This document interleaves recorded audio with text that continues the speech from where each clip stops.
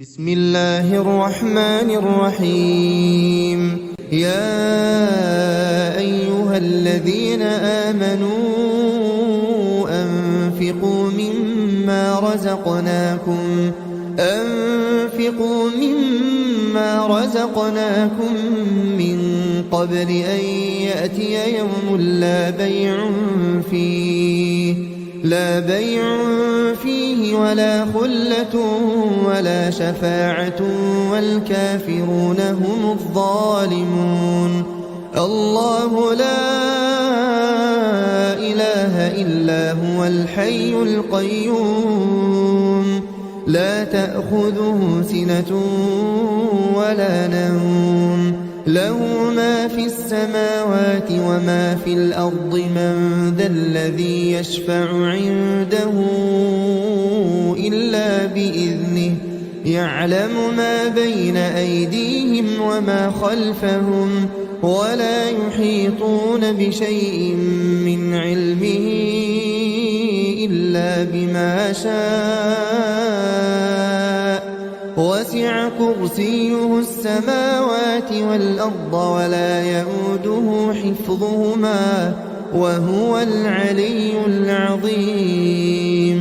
لا إكراه في الدين قد تبين الرشد من الغي فمن يكفر بالطاغوت ويؤمن بالله فقد استمسك بالعروة الوثقى لا انفصام لها والله سميع عليم.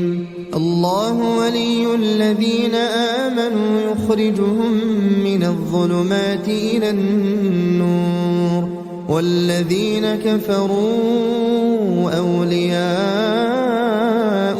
الطاغوت يخرجونهم من النور إلى الظلمات أولئك أصحاب النار هم فيها خالدون. দয়াময় পরম দয়ালু আল্লাহর নামে। হে মুমিনগণ, আমি যাহা তোমাদেরকে দিয়াছি তাহা হইতে তোমরা ব্যয় করো সেই দিন আসিবার পূর্বে, যেদিন ক্রয় বিক্রয়, বন্ধুত্ব ও সুপারিশ থাকিবে না এবং কাফিররাই জালিম।